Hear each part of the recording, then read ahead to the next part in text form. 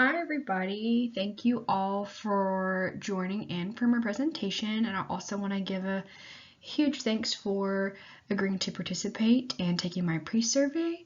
So without further ado, here is my presentation on the effects of non-oral sensory input on improving feeding and eating skills in children with autism.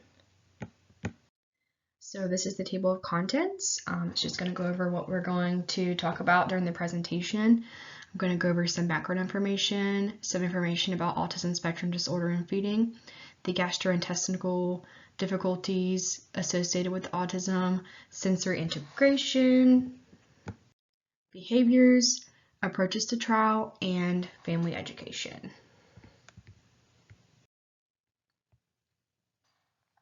So for background information, feeding has always been a very large area of interest of mine. I have been working on a CODA now for 3 years, and I've had several patients that have had feeding difficulties in the past. Therefore, when deciding to further my career and realizing I had to do a capstone project, I decided to complete it on sensory-based strategies and researching them to improve feeding abilities in children, especially those with autism. So getting started, autism spectrum disorder and feeding. So some statistical information, 1 in every 54 kids born in the United States have autism spectrum disorder. So autism spectrum disorder, or ASD, is known as a broad range of conditions characterized by challenges with social skills, repetitive behaviors, and sensory difficulties, and there is a larger or greater prevalence in male children.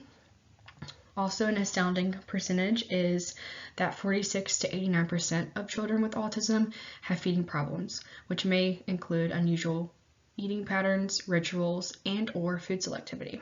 So to go more in depth about the food selectivity and patterns, I kind of encase it in a classification of rigidity in food. So we're going to have limited food consumption, so we're only going to be eating certain types of foods, or a very small food group. We're going to be eating only certain textures of foods, so this can be only crunchy foods, only salty foods, or purees, different tastes, those type of things, as well as eating foods in a certain type of way, so only breaking foods into small pieces before eating them. That's an example of that. All right, moving on to the gastrointestinal difficulties, or the GI difficulties in children with autism.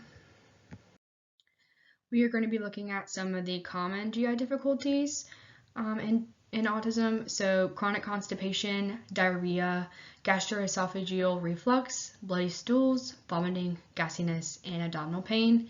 And listening to all these difficulties and side effects, we might think, why is this happening? Typically, we might see a kid and might just think they're having an upset stomach day, but really underlying, it is because of the food rigidity that I just discussed on the previous slide, and it is because that gut health starts with what we put in our bodies. So if we are not eating a well-rounded diet full of nutrients, that it is almost impossible that we will be happy and healthy in our tummies, so it is inevitable that there will be side effects from a poor diet.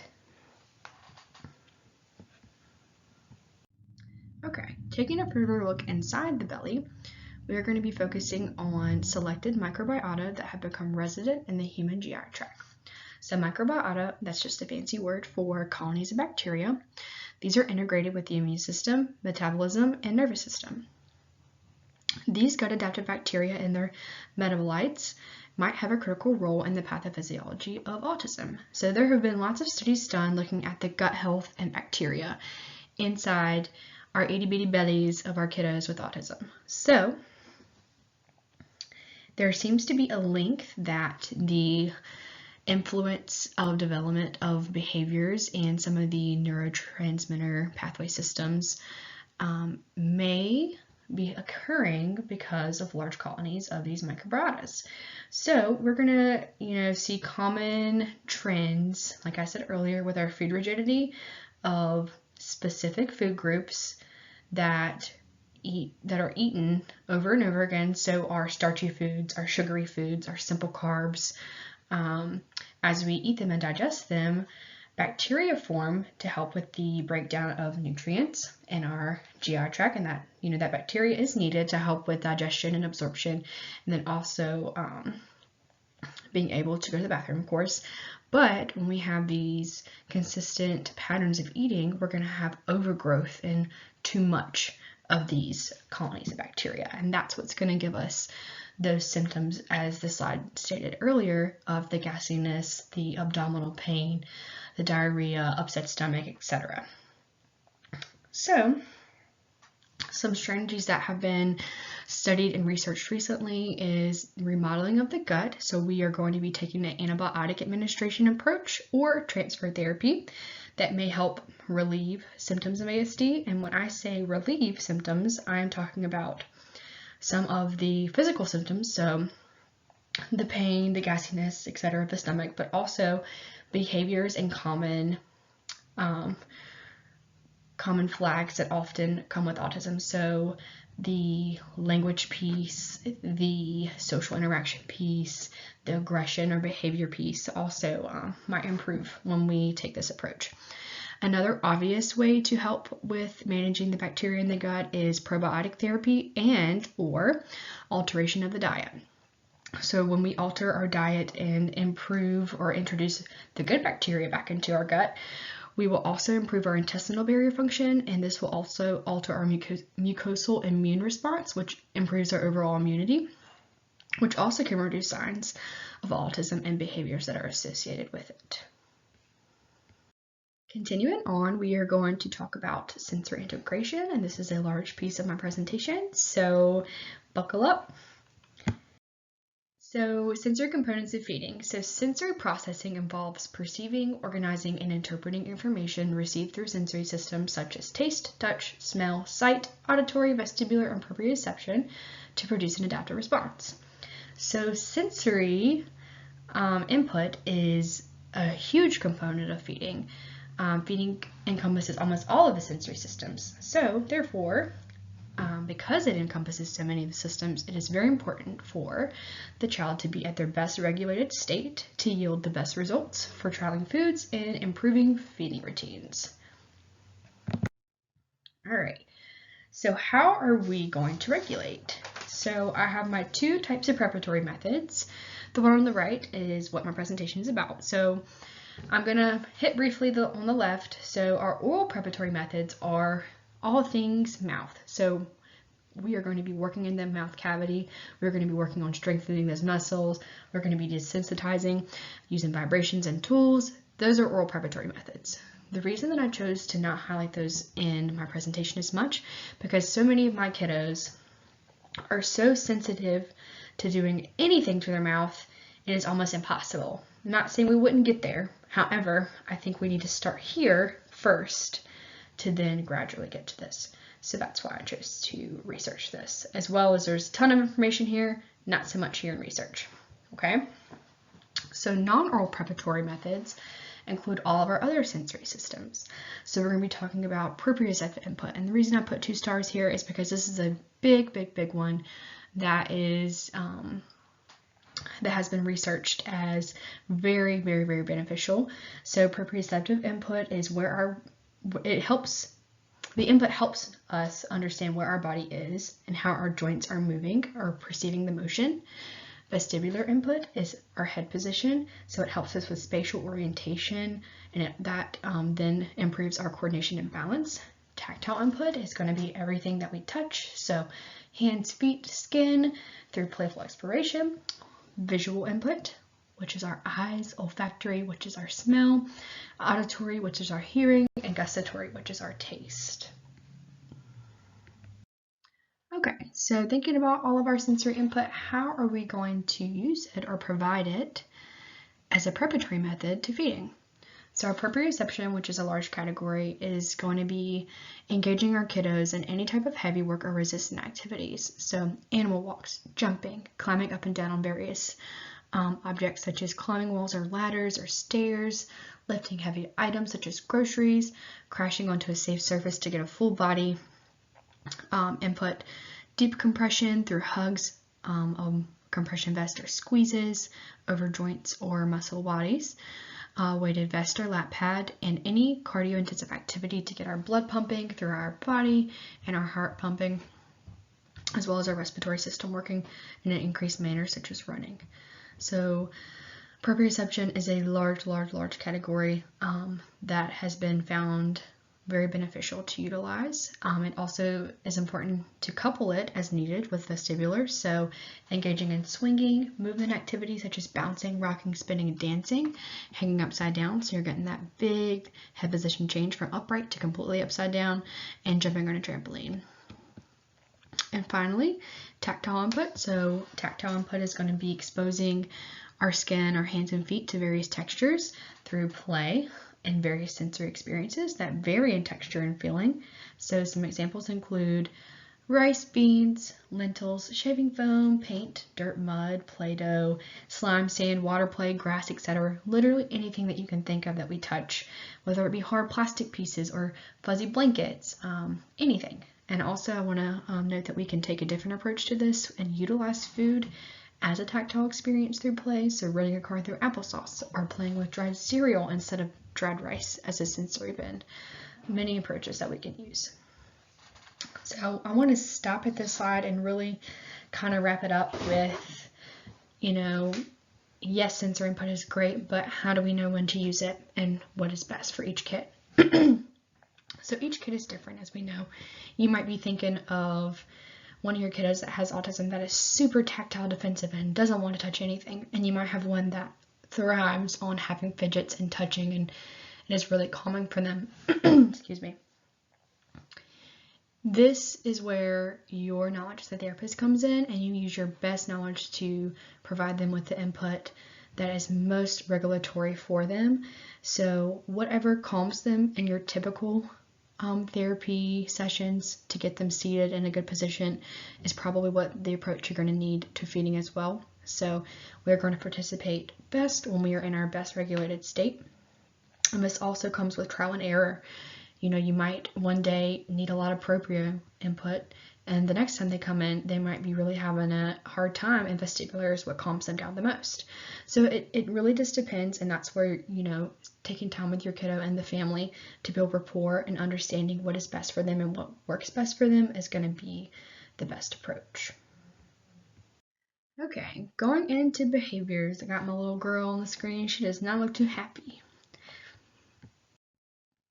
So what can behaviors look like? So I have this nice chart here that was provided from one of my colleagues and coworkers. Shout out to her. I think she also was gifted this from a previous colleague, so it's being used and loved by many. So our first little square over here is our autonomic body responses. So when we have behavior, we want to look here first. So we're going to look at to see if our kiddo is hungry, thirsty, sleepy, and if they need sensory regulation. So the reason we look at this first is if any of this is going on, we can more than likely either fix it and we get reduced behaviors, or we might need to take a different approach that day. If we're falling asleep on us, we can either wake them up or, call it a day. It just depends. So that's why I wanted to go over sensory first. It's so important to be in our best regulated self to better be able to identify and isolate what type of behavior is going on. So first, I'm going to talk about our access behavior, and this is a behavior that occurs when we are wanting something or a desired item. Our next square is attention seeking. So this is a behavior that occurs to obtain attention from a person or a group of people. So we are going to be doing anything we can to get attention. It might be negative or positive. And our last square, which is a really big one in feeding, is escape and avoidance. So this is a behavior that occurs because the task is perceived as too difficult or non-preferred. All right, so how are we going to manage these behaviors during feeding? Of course, when we have all these other sensory difficulties going on as well, it seems like a lot, but guess what? You guys are therapists and you're awesome. So if we're getting access behavior, we're going to be more than likely doing a do this, get that. So if that kiddo that day comes in and has a truck or a toy or something that they want to work for, use it to your advantage. We're going to touch, kiss, lick, taste, whatever we're doing with the food that day to then in return get the preferred item. If it's not working so well, remove that preferred item away for a little bit to establish motivation to earn it back. And we're also going to utilize blocking strategies as needed to prevent them from access until they do what we ask. So our next one is attention seeking. So this may look like a kiddo is purposely doing things to get your attention. More than likely, it's going to be negative.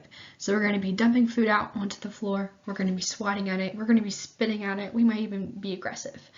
So the best way to handle this is to ignore those negative behaviors, redirect them the best as possible in a safe manner, and to provide positive praise when they are doing good things. So if we swatted mashed potatoes on the floor and grapes are rolling across the table onto the floor, you best bet if they pick that grape up after you ask them to and put it back on that plate, you better give them positive praise because we want to make sure we're getting a good behavioral chain reaction, okay? Excuse me. And our last category is escape avoidance. And as I said earlier, this is probably the biggest behavior category that you're going to see dealing with these kiddos with feeding difficulties. So it's going to look like hiding, running away, turning our head, saying, no, I don't want to, screaming, crying, just a big old fit to do whatever we can to get out of it. So we're going to adjust the expectation level. We're going to make it less challenging or make it less seemingly non-preferred by taking it down one notch. So we're going to go over my best approach that I found, which is going to make more sense. We're going to take it a step back to do something that is less challenging. So we're trying to get the kid to lick it. They're not really wanting to lick it or even kiss it. We're going to at least get them to touch it, okay? So as we're doing that, we're going to make sure we're providing support as needed, and we are going to complete that task. No matter what is going on, no matter if we are, I don't want to say fighting bloody murder, but no matter what, we are going to get the task done to be able to establish a behavioral chain that can help reduce behaviors in the long run, okay? If they avoid and escape and don't do it, then they're going to keep doing that and learn that they can do that to get out of whatever they want, okay? Very, very, very important. Very big important aspect of feeding. Okay, into the main thing, okay? So, approaches to trial. So what I found with my research is that a multimodal approach is best and most beneficial for increasing success with feeding with children with autism. So what does this mean?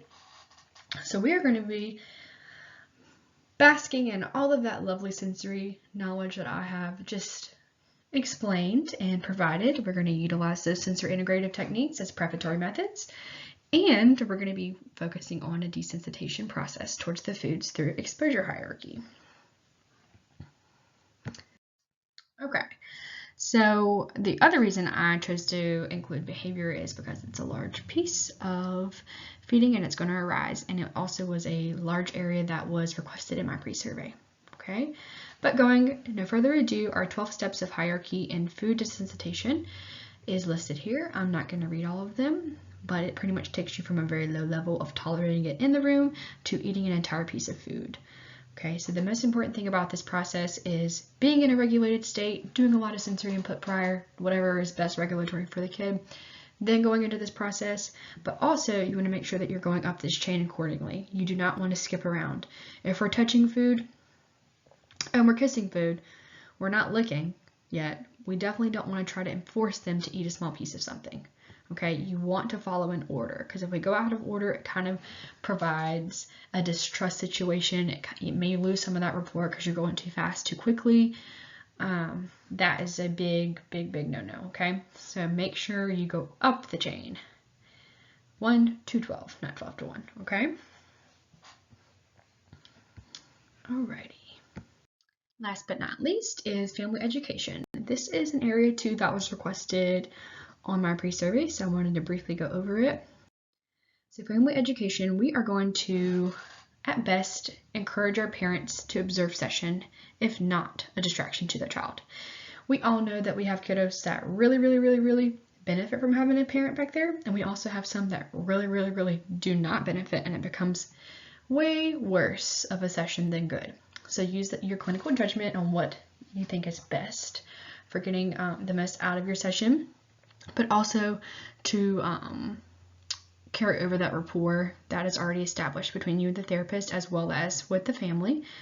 So the other option that you could have, if it's not a good idea for the parents to come back to the session, is to record the session with permission and consent from the parent or family so they can see what you're doing and understand and really get a good visual and auditory input for what you're doing. So the cues you're using, the behavioral approaches you're using, the sensory stuff you're using, everything, as well as the feeding, okay? And then the last thing, and is the most important thing, if you don't take anything away from this, is pressing the importance of carryover in the home to improve results across all environments. So we at best get these kiddos 3 times a week for an hour at a time. So that's 3 hours a week. There is 165 hours left in the week that they are with their parents or caregivers.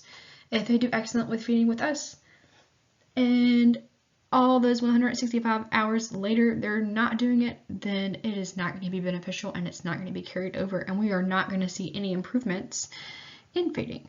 So it's important to get on that same level with the family as best you can, and a professional, as well as again, having that rapport with them will help in a way, okay? So that is it for that portion, and I believe that concludes my presentation. So I just wanted to say thanks for tuning in and listening. I know it was quite a bit of information, and I really appreciate you guys participating and taking the time to listen and engage, because this is just giving back to the field. Thank you so much. Here are my references, and I hope you guys have a great rest of your day whenever you watch this.